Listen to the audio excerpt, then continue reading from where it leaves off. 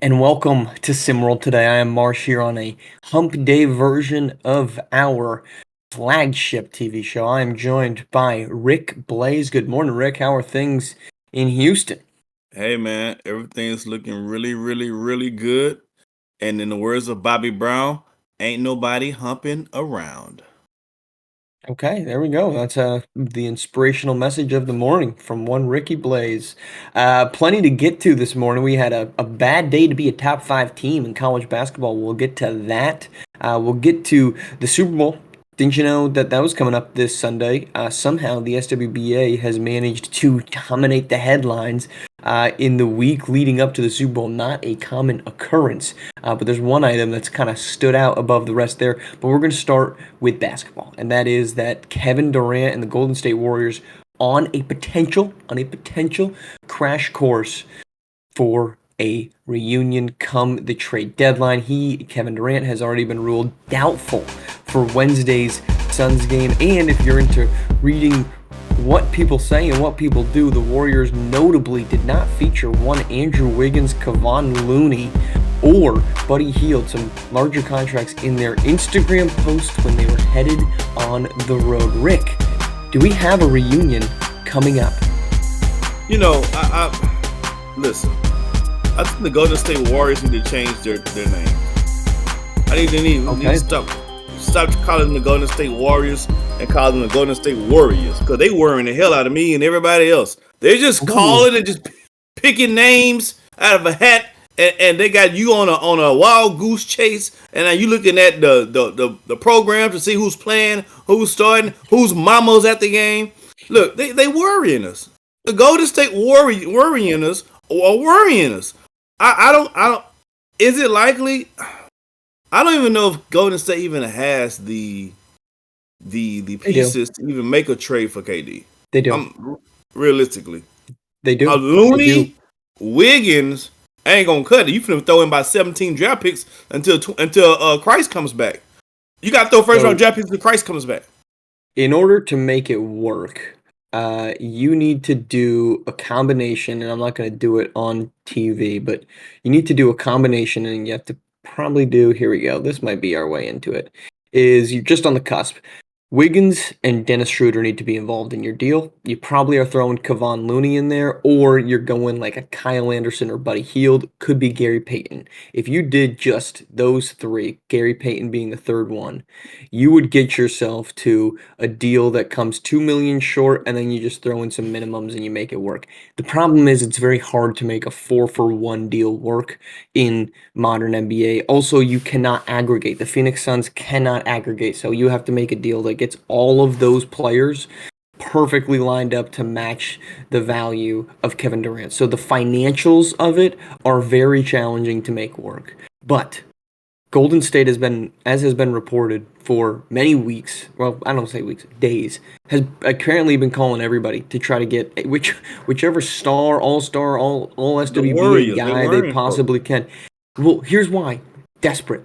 They are desperate because they know Steph Curry has done the thing that stars don't do at 37. It's not what LeBron James did down a couple miles south, more than a couple, but down south in California, where he started putting pressure to Rob Pelinka. And what did Rob Pelinka do? He said, well, then your best friend's out the door, my man. And we're bringing, you want more talent in this building? Well, it's going to cost us something. And it's going to cost us Anthony Davis. Now, should have cost him more, but the foot to the fire was made, and the Lakers made a spur reaction for it. Golden State doesn't have the foot to the fire in the same exact, well, could he leave at the end of this with the same drama that surrounds LeBron James?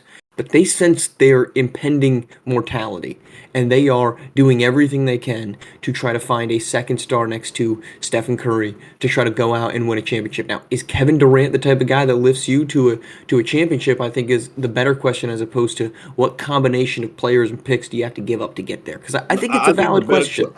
I think the better question is who. I know the Phoenix Suns not taking that back and say, "Oh yeah, this is definitely value for KD." Those guys you mentioned are not. So I'll add this just for the context. That's not it.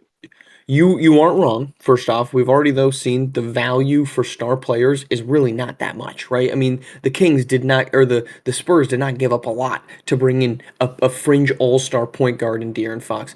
But this is a domino deal in which if the Suns can't find a home for Bradley Beal and his no trade clause, which it seems likely they won't, they still want Jimmy Butler, which I'm not saying this is the smartest move, but it appears that if they want Jimmy Butler, they've got to give up Kevin Durant. And if you can bring in four guys that are rotation level, you do make your team deeper than what it is now. I don't know if it makes it better. It So I just definitely want to add does. that. Yeah. So real quick then, Rick, if the Warriors were to get Kevin Durant, because this has been completely lost in the conversation, nobody wants. We're not bringing this up. Are the Warriors a championship team if they get Kevin Durant? And Considering, I mean, that's your answer, right? It's not a considering, no-brainer yet. I have to think about it because they won a Right. championship with Kevin Durant. When he was, what, 32? That's what I'm saying. But I mean, but Kevin Durant's game ages very well. A He shooter does. cannot. He's 7 foot. He can shoot. No one. That's He not does. stopping him no time soon. So I do think Kevin Durant dramatically moves the needle. Dramatically, Yes. I think it moves the Yes. needle way more than Doncic does for the Lakers. I think Doncic for the Lakers doesn't move the needle at all. But I Yep, think and you that just it said it. does dramatically move the needle with Kevin Durant as the Warriors. No one can deny that. Does that make them a championship team this season? Man, that's a huge hurdle they would have to climb. But it does move the needle dramatically. I think it moves them into the 4 range. They're not better than Oklahoma City. I don't think they're better than Houston or Memphis with that deal, but I think their ceiling goes quite a bit up, which honestly, that's not a grand statement to make. They're 25 and 24. They've been the picture of mediocrity since winning the championship in 2022. All right, let's head on to a little Super Bowl talk. And trust me, folks, we're going to get a lot more Super Bowl talk over the next 2 days. But the one that stood out yesterday was that both the league and the ref association for the league came out and talked about how ludicrous and ridiculous and outrageous and disrespectful it was that SWFL fans are operating under this conspiracy that the league and its refs favor the Kansas City Chiefs. Rick, the lack of self-awareness here is palpable. Your take. I mean, if you're the SWFL, what are you gonna say? You have to defend your product. You have to defend your product. Now, the fact that you have to go on record and defend this product like in this way tells you already what's going on. It tells you already that people are already seeing it. People are already acknowledgement. It tells you that the talk has already gotten too loud past the room because whatever it is, that is so many people involved, or it's so many examples that it can no longer be ignored, and so that is an issue for SWFL. I say this: whenever you have the number one superstar in music that you're panning to on the camera every 10 minutes, whenever the Chiefs make a play, that doesn't help your cause if you're the SWFL. Whenever you're getting free promotion from this person, and then she got Caitlin Clark now in the building, another superstar in her arena, that doesn't help your promotion, or your doesn't help your stance of it's not rigged. And I also say this, and I think any SWFL fan and any SimWorld Football League player knows this. If the game is close and there's a call made on the field between the Chiefs and another team, chances are dramatically it's going to go in the Chiefs' favor. That's just what it is. Look, I said this after I think it was the Texans game, right? Where what you saw a lot of the highlights of there was the Will Anderson 15-yard penalty, and that set up and it didn't change the course of the game, but it certainly changed the momentum of it. And I said, look, I don't believe it's rigged. But the problem is that the league is doing a terrible job of convincing us otherwise. And that is the crux of this issue, is that you can tell me, you can pull up your thesaurus and say, what is a synonym for ridiculous? And let's use the first 3. And we're just going to throw them out there because it sounds like we're much more impassioned, right? If you say, well, the theory that we're rigged is crazy, people are like, okay. But once you throw ludicrous in there, people are like, whoa, Luda? Okay, that's a serious concern. Joking aside, you haven't done a good job of making it seem like the counterpoint is true, right? You continue to make, to your point, these bonehead calls. The percent of pass interference, or not pass interference, roughing the passer calls that are called on Patrick Mahomes is outrageous. You had the late hit call on Patrick Mahomes when he slid, and the two Texans defenders hit themselves more than they hit Patrick Mahomes, and it's a 15-yard penalty for unnecessary roughness on who, hitting each other. And then you have the Will Anderson roughing the passer. Are we not playing football? Are we not playing football? And so to me, I do not believe the conspiracy that it's rigged. But I tell you what, when somebody comes to me and says it's rigged for the Kansas City Chiefs, I don't have any evidence to tell you you're wrong. And that's the problem here, is you have not created, and it's the same thing with the SWBA. The Lakers just get Luka Doncic. If you look at the Lakers' 9 best players, which you could make, who are all top 75 guys, Luka included now, who you could make an entire team off of, who are all top 75 guys, I think I just said that, none of them came based off their own asset. So when you get conspiracy theorists to say, well, the league just shifts it for the Lakers, the evidence is tough to counterpoint, right? It is tough to say, nope, that's not true. They actually don't do that. When Wilt gets dealt there, LeBron chooses to sign there, Anthony Davis moves there. It's the same argument with the Kansas City Chiefs. We're not providing the evidence for the counterpoint, and that's why you're going to continue to get people to say this, and people are going to say, well, league, you came out and say that?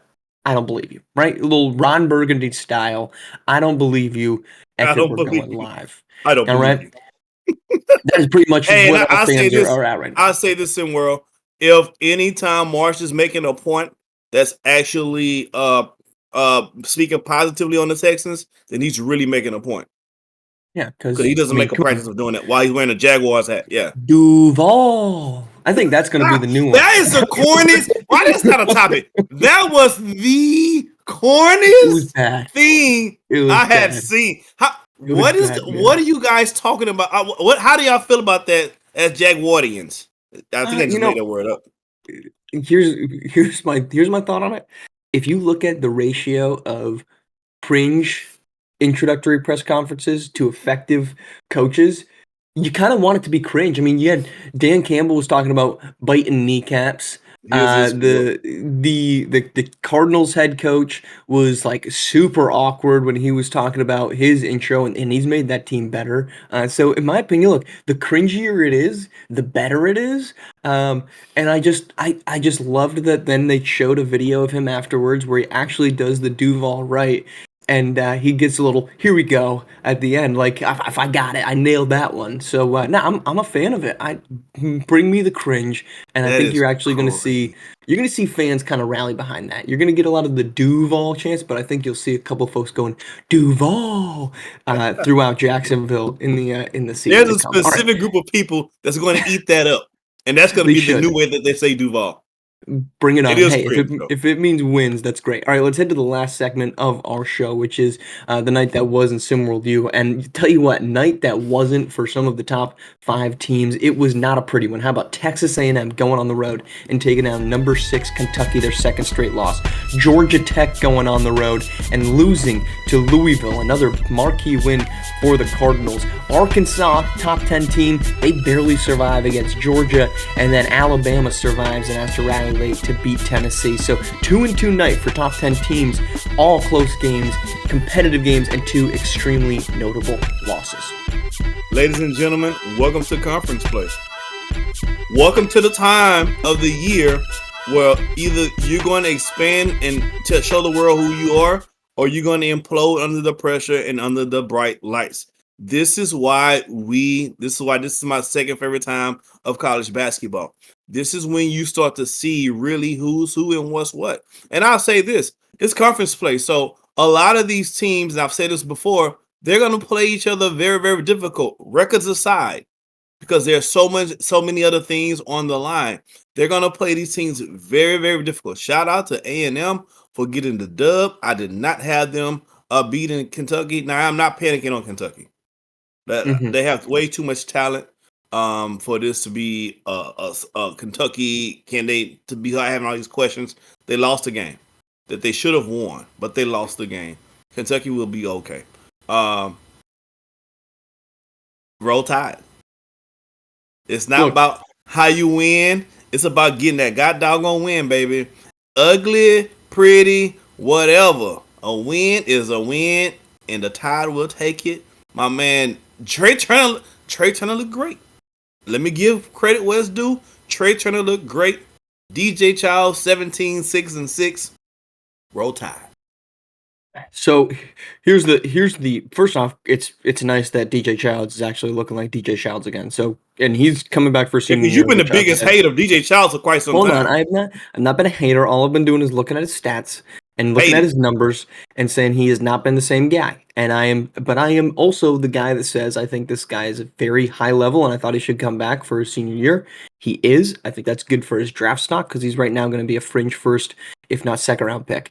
So sports is always challenging, and outside of playoff games, obviously, and the SWFL where the season is just super truncated, it's difficult for me to take one game and say, here's the immediate outcome. But my takeaway from last night is a couple things. One, I'm not worried about Kentucky, but I'm nervous. I'm saying, okay, you didn't beat Alabama. That's fair.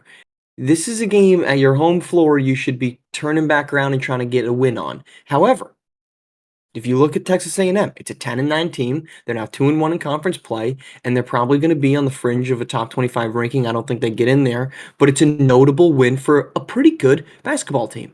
If I look at the Alabama game, I'm not overly concerned about the fact that it was against Tennessee, who has Trey Turner, who's fantastic. And by the way, Tennessee is 9-10. They've been playing better basketball as of late after that atrocious start to the season, and they're sitting there and being a pretty good basketball team. If I'm looking at Georgia Tech, you lose to Louisville beat Kentucky. I mean, Louisville is the best non-ranked team right now in the entire nation, and they probably should be a top 25 team. But the problem is they don't get up for anybody unless it's a top 5 team in the They're country. They're giant 11 and killers. That's 7. all they are. Right. But they're going to be ranked. I mean, they're 11 and 7. They just picked up a second notable win. They're going to be ranked in the upcoming SP Top 25. I would guess they're somewhere in the 18 to 23 range, right? The only game that I'm any remotely concerned about is the Arkansas game, right? Arkansas, we talked about them earlier in the week. It's the one team that hasn't really proven much. They have the lowest winning percentage of all the top 10 teams in the top 25, and they get a close game against a Georgia squad that you can't make the argument is playing better basketball. It's a 5-16 Georgia team. They're now 0-2 in SEC play. Like of all those games, you can look and you can point to this makes sense. A&M's got a really good freshman in Ronnie Shanahan. Tennessee's got a really good sophomore in Trey Turner. Louisville's got a really good senior in Pooh Lewis.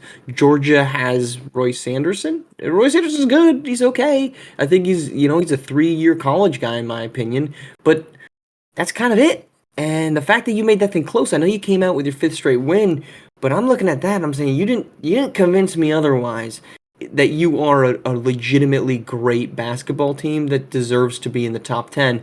Meanwhile, I kind of say Kentucky, yeah, still think you're a top 10 team. I don't think they fall out of it. Same thing with Georgia Tech. I don't think they fall too far. But Arkansas it was less than convincing, I guess is the best way I'd put it. So does Arkansas lose their spot, in your opinion? When the new rankings come out, do they lose their spot? Well, I think the ranking committee has proven, the geezers that are the SP have proven that they reward for wins, right? And they don't punish you for wins. But that being said, if I wouldn't be surprised if they fall if Virginia Tech continues to mount wins, if Iowa and Memphis continue to mount wins. Because at this point you're starting to split hairs of saying who's really good and who's not really good. Right. And if a team is more convincing, I think Arkansas can fall. But the problem is that you've got one, maybe 2 spots above them that are suddenly open with Kentucky, who is probably they're gonna fall from 6. I would say they're probably 8 to 10. I don't think Georgia Tech falls too far. But I think they stay generally where they are, but we'll find out more from a Memphis squad who is playing our game of the week tonight against Princeton, a massive American matchup. That is right here on SimWorld TV. That follows up a Georgetown Marquette matchup that's at 6:30 p.m. So the college slate rolls on here on a Wednesday as we approach the midway point of the week. So the Memphis-Princeton game will be a very, very entertaining one. Lace Darius Outlaw leading the way for the Tigers, who have been up and down in Princeton, who I've spoken highly of. All right, that's our show. We're coming back tomorrow morning. We'll be doing it all over again. Rick, I think you're coming back with us. We're giving 5 days of Rick this week, which is just fantastic for all of us. That's more than my girls can say. Oh, look at this. I'm honored. I'm more attention than Rick's women. Jeez, I'm grow. Women plural, by the way. We'll talk a little bit more trade deadline. I'm sure more news will come out. The 3 p.m. deadline on Thursday, so it'll be our final gasp for that. We'll continue to start. We'll really dive in. Super Bowl talk is ramping up as that comes up on Sunday, and of course, more SimWorld U conversation as well. Rick, as always, great to have you on. Thank you all for tuning in. We're back tomorrow morning here on SimWorld TV, the only place you can see the game, be the game. Warriors, the Warriors.